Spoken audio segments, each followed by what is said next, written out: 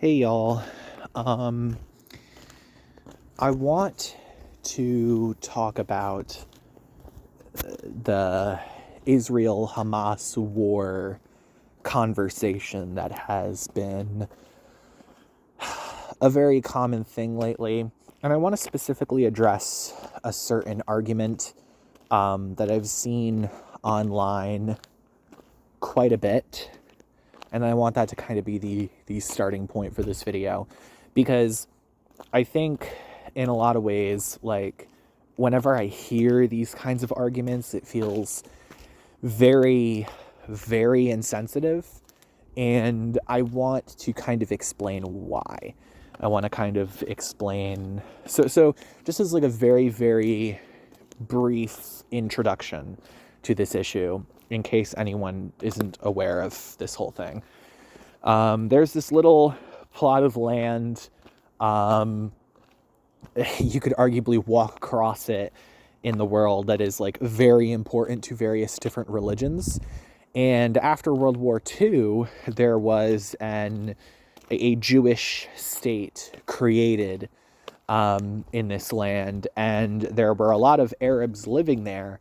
And there started to be kind of this ongoing debate between the Arabs living there, the Jews living there, the Arab nations, and the Jewish state, which was called Israel and is called Israel, over like what the borders of the land should look like, which nations should be in the land, what kind of like what the status quo of this piece of land should be. And that has led to today, where we've seen the most recent spike in violence due to this. It happened on October 7th when Hamas, which is a militant organization in the Gaza Strip. So right now, technically, this plot of land is divided up into three parts.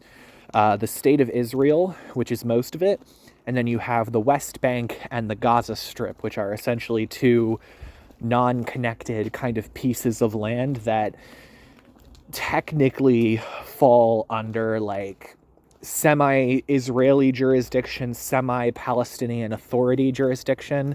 The Palestinian Authority is like this entity that technically exists as sort of a Palestinian government, but it doesn't really have all that much power in terms of like actual sovereignty, but it still has a lot of influence. It's a whole thing. But anyways, one of these little pieces, the Gaza Strip, a Palestinian political party turned militant organization called Hamas, is very adamantly anti-Israel. They don't think Israel, or any Jewish state for that matter, should be able to exist in this land. There's been cases throughout the organization's history where they have exclaimed very. You could make a very, very good argument, and it would be very easy to argue that Hamas is itself an organization that has anti-Semitism in its sort of doctrine. That's a very easy argument to make. Anytime you ask a Zionist, they will tell you that they are an anti-Semitic organization. But, as far as we're aware, the evidence seems pretty clear that there are definitely at least anti-Semitic sentiments within the organization. And their attack on October 7th attacked innocent Israeli civilians. It was kind of seen as this like pushback after Israel has continued to have like a settlement program in the West Bank, because if you ask any sort of Palestinian nationalist, some of the more radical ones will say from the river to the sea, which basically implies Israel should be destroyed and be replaced by a Palestinian state. If you ask any of some of the more moderate types, they'll tell you, no, we just want the Gaza Strip and the West Bank to have sovereignty, which they really don't, mostly because Israel has pretty much just encouraged their Israeli Jewish people, to settle in the West Bank, and then Israel kind of uses that as justification to say, well, these people in this land, even though they just moved here, want us to govern them. And so it seems fair for us to be the controllers over this land. And so Israel has kind of chopped up the West Bank into a lot of different pieces. And, if you look at the maps of like where the Palestinian Authority actually has jurisdiction, it's decreased over the years. Let's just say that. So Hamas really didn't like this, and that's kind of their official reason for the October 7th attacks. There will be tons and tons of speculation and debate over like the actual intention, but yeah, they basically went into Israel, kidnapped a ton of civilians. There have been allegations of rape. I have gone back and forth between finding evidence for said rape and finding evidence to suggest that all of this was actually untrue. Hamas was, yes, probably mistreating the kidnapped, and yeah, probably, the fact that they were kidnapping people in the first place was terrible. But the long story short is there's a lot of confusion when it comes to something like this, because really all we have is the word of the people on the ground. And depending what your perspective is on this conflict, you're probably going to find yourself having confirmation biases, where you find yourself not really believing the people who you think are kind of in the wrong in this situation, or the people, or easily believing the people who you think are victimized. And so if you ask like radical Zionists, they'll tell you, oh yeah, Israel is doing everything just to defend itself. And if you ask radical Palestinian nationalists, they'll start praising Hamas. And my stance throughout this has always been that it looks right now like both sides of this conflict are really rearing their ugly heads right now. The radical Zionists are finding excuses for tens of thousands of people being murdered in the span of less than 2 years, less than 3 years. Like it's insane. And, the argument that I see is, oh, they're militants, but that's easily disproven. Most of these people are civilians. A lot of them are children. So that's happening. And that's kind of been the big thing that has spurred all these college protests in America, because a lot of the college kids kind of see all these people dying in Gaza and they're very upset about it. Israel has had their decent share of casualties as well. Over 1,000 people died in the October 7th attacks. Just because there's less of them doesn't mean I don't hold a lot of problems with Hamas for that. Doesn't mean I don't hold a lot of problems with Hamas for kidnapping people, holding people hostage. The big issue that really makes this conflict very difficult to dissect is Hamas has essentially entrenched themselves in Gaza. So all of the Gazan civilians who have not voted, by the way, on any type of government structure for the Gaza Strip since the 2000s, since the late 2000s. The Gaza Strip, the Gazans have kind of had these effectively, yes, terrorists hiding underneath them. I would describe them as terrorists because I think they utilize terror as a tactic. That's just how I view terrorism. And I've had some severe problems with Hamas. I've had some severe problems with the IDF. And the difficulty with all of this is I can kind of understand perspectively some situation. I can understand if you're a Gazan civilian, if your perspective is that you think these IDF soldiers are going to come and just murder your family, just straight up murder your family, which doesn't look entirely out of the question with the way the war effort is being run right now. If you think the IDF is a threat to the lives of you and your family, I can understand that being a reason for radicalization. I don't necessarily, again, I don't support Hamas. I don't think it's justification for supporting Hamas, but I think understanding that this is the reason why so many Gazans and Arabs in the region are being radicalized, it's because of polarization. It's because you have that pretty standard idea of you're with us or you're with them.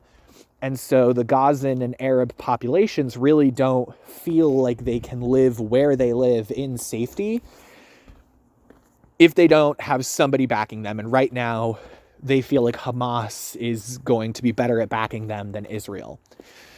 And, that this is kind of, I also understand, like, there are probably just some people in the IDF and in Hamas that are just terrible people. Like, that's also a fact. Like, there are some people who just have very bad intentions, have very xenophobic or racist, whatever you want to call it, feelings towards the other side, if you will. My main argument that I've been seeing lately is, there's been a lot of radical Zionists, that's how I would call them, describing, really doing everything they can, everything possible to just like ignore this 40,000 number. Ignore the fact that we have had tens of thousands of people killed in Gaza. You don't even need to use the word murdered. I think tens of thousands of people dying in a war should invoke some kind of very upset response. Because again, this is something that we know, like, these are the kinds of disputes, like with Northern Ireland. We know these types of things can be settled diplomatically.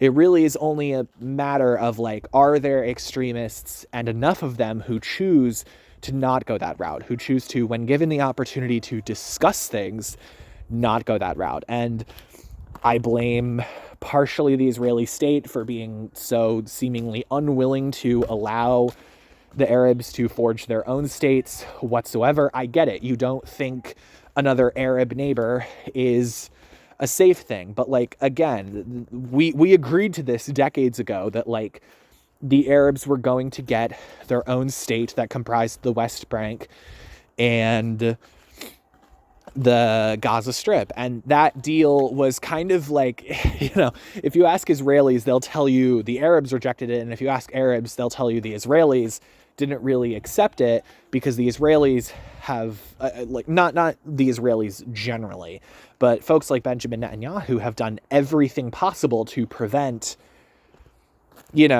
have done everything possible to prevent a Palestinian/Arab state.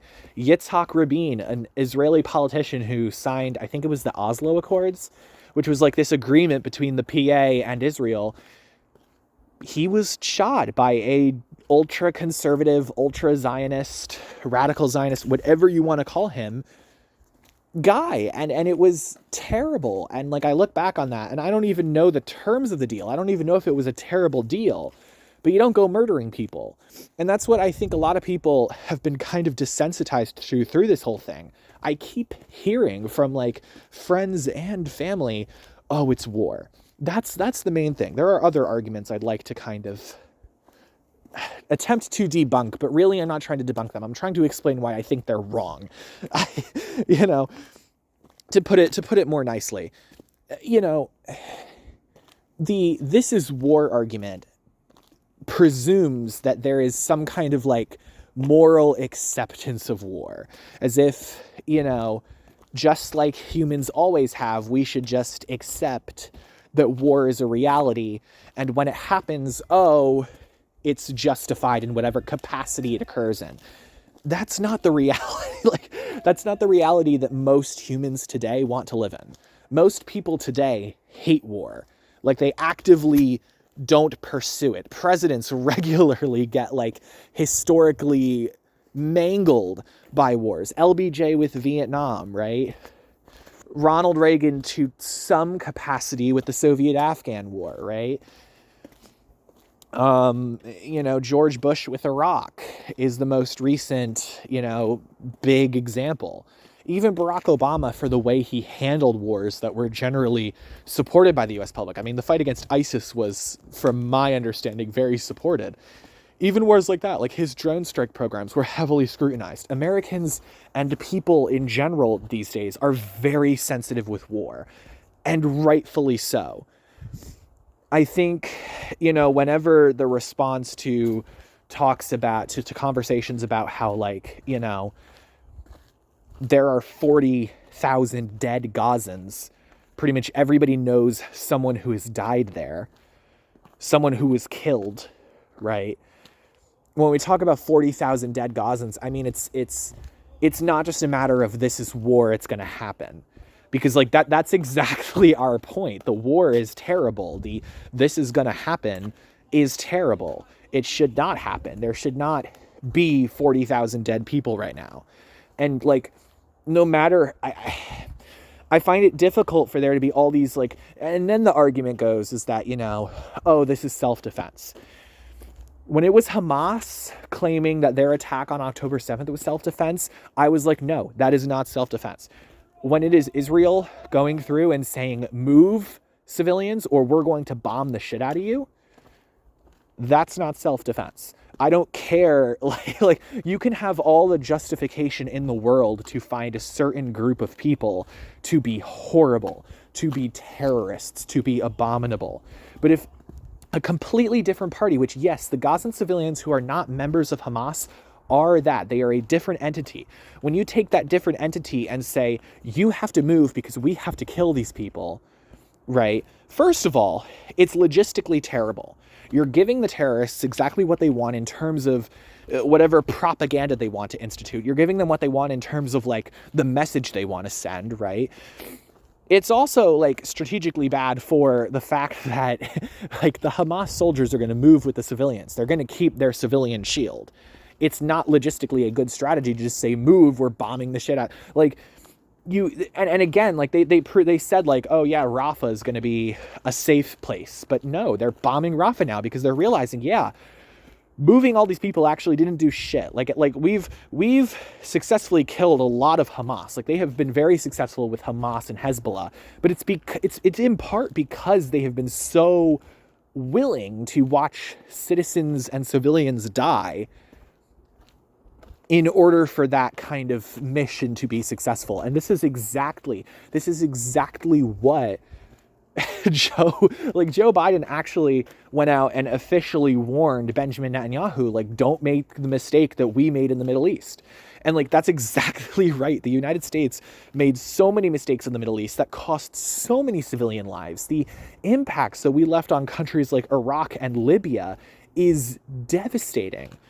And like, I've also had family members who I won't mention bring up those wars when, oh, why aren't we talking about the U.S.? Well, yes, I mean, a lot of Americans have been talking about the U.S. A lot of most people hate George W. Bush because of the things that he did, right? Like to say the U.S. isn't being held accountable, right? Because the U.S. government is a very powerful entity. But in terms of the people holding the government accountable, the people have been very, very critical every time something even more shitty has come out about what we did in the Middle East. Like, it is very Vietnam War-esque in how hard the U.S. population has come down on its government and how distrustful it has continued to be of its government because of what we've done in other countries and what we've kept secret and what we've just, the mistakes we've made, the huge, huge mistakes we've made. And so, I also don't think that argument's good because it tries to it's whataboutism. You're trying to reframe the argument under the lens of the United States instead of talking about the fact that yes, the Israeli government did just allow its military and in some cases sanction its military to kill 40,000 people. Then there's the argument of, oh, these numbers are inflated by Hamas. Everyone on the ground is pro-Hamas. And like, first of all, do you consider all the independent journalists on the ground? Do you consider all of them to be in on this big anti-Semitic pro-Hamas conspiracy theory to inflate kill count? Like, let's be honest here. Even if 5,000 people had died, even if only 5,000 people comparative to the actual death toll we suspect, even if that number of people died, there would still be public outrage because, again, those are people. Those are human beings. There is death and destruction, right? If you're going to say that what everyone is seeing with their open eyes is propaganda, you're going to have to show me some evidence for it. You're going to have to show me how those pictures and those videos and all of that was doctored. And then, like, there will be also the argument that, like, oh yeah, look at this kid who got murdered. He actually threw a stone at an Israeli soldier. And there will be some like just utterly, like, I'm just like, Like, there will be those kinds of arguments where I'm genuinely just like very concerned for the mental health of the individual making the argument, because they are actively like reaching in terms of like grasping at straws. They are reaching as far as they can for any kind of argument that can discredit these accusations against the Israeli military and against the Israeli state, right? Against the Israeli government more specifically, right? I am just disgusted by it all. And, you know, I've never been a fan of Hamas. Before all this conflict, I really didn't know much about the Israel-Gaza conflict. And so I found myself being rather pro-Israel. But this conflict, very similarly to how January 6th rapidly accelerated my anti-Trump sentiments, this conflict has like rapidly accelerated my anti-Israel sentiments. And it's not because of propaganda. I've done everything possible to get both sides. And every single time I hear the Israeli or Zionist side, it's, oh yeah, we actually did kill a lot of people, but here's why it's okay. And that's, you know, that level of insensitivity is just not okay to me. And I will continue to support all of these like social media posts talking about the survivors and victims of October 7th. I'll continue to do that. But when you post shit like that, and then you just kind of ignore the fact that like tens of thousands of people, or at least thousands of people, even if you think these numbers are somehow inflated and the pictures we're seeing and all the literal like visual evidence we're seeing is, right? Even if you think it's just a couple thousand people, like you're seeing those people, and because of who they are, because of where they live, you're judging them. There's also like, I think I addressed this before, but there's the argument that, oh yeah, they're protecting Hamas. I've seen people who I love online talking about how these people are protecting Hamas, talking about how, they're just all terrible. And it's like, is this how you wanted like all of us to be judged after what we did in Iraq or Afghanistan? Because there were so many American citizens who were standing up here and being like, yeah, this is terrible. There were so many Americans who were outraged after they found out what we did in Cambodia. There were so many Americans who were outraged a lot of the times when the United States did terrible things. The American people were generally, at least in hindsight, very critical of it. And so, yeah, I do think like America needs to do better for itself, sure. But I do not think that excuses Israel also having the obligation to do better, you know? I don't, and again, I think there are Israeli people who would agree. I think there are Israeli people. I mean, aren't there protests? Like, I'm pretty sure I heard there were protests that were minimally anti-war because people are realizing, like, there's tons of people dying right now. Like, there's a reason Netanyahu is regarded as somewhat unpopular, because people don't see this as going the way it should. People don't see this conflict as being handled properly. And it's not just not being handled properly. The most radical voices are the ones who have the guns, and they are using it to dispel terror on a population of people in this region of the world. And Israel is able to dispel more terror because it is more powerful than Hamas and the Gazan population. It just is. If it was the other way around and Hamas was the one killing 40,000 Israelis, I would be saying the same exact thing. Because ultimately, this isn't a matter of, oh, they're Jewish or they're Arab. That is like the entire point behind a lot of our arguments. You know, people who are like talking about, like I've never seen so many fucking generalizations in my life.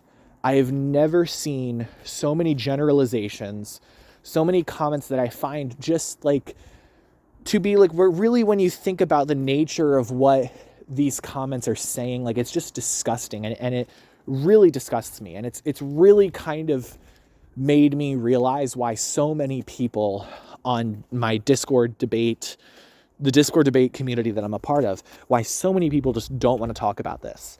Because I think there's so many of us who are just disgusted by the way human beings are being treated right now. By the way, there are Americans and foreigners who are talking about both Arabs living in Gaza and Israelis living in Israel as if they're just like disposable, you know?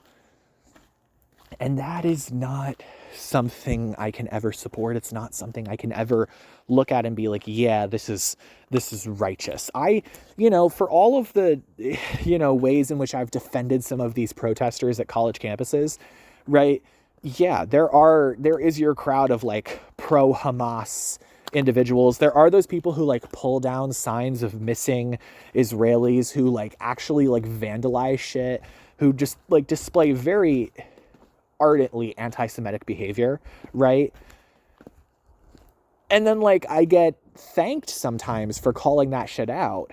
But then as soon as I start talking about the death toll in Gaza, it's like there's this narrative change. There's this like switch that happens in their mind where it's just like, now they're back to the tribalism.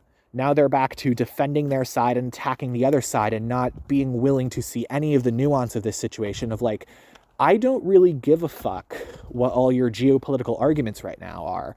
People are dying. It's very, very difficult to convince me that there is some kind of morality in these people dying. They are innocent civilians. And like, people want to say they're protecting Hamas. No, they're like, what do you want them to do? Just leave their homes and go somewhere else and like abide by your command? Because again, they're not your civilians. Like, I think there are some people online who are acting like Israel is entitled to Gaza, which it is not. Like, I'm not about to get into some kind of religious historical debate, because I don't think any of that history or religious history justifies people claiming, like, again, if we want to go on my belief is that if we go on a historical basis for like who should own which lands, it would be total chaos, right? We should try to give people who live in different areas the ability to choose who wants to govern them. And if these people living in Israel want to be governed by Israel, let them be governed by Israel. I'm not about to talk about what the Torah or what the Quran says the borders of the Middle East should be and go based on that, because that's not, I think, a rational way of approaching borders and approaching nations and nation building. I don't think that's a good way of going about it. And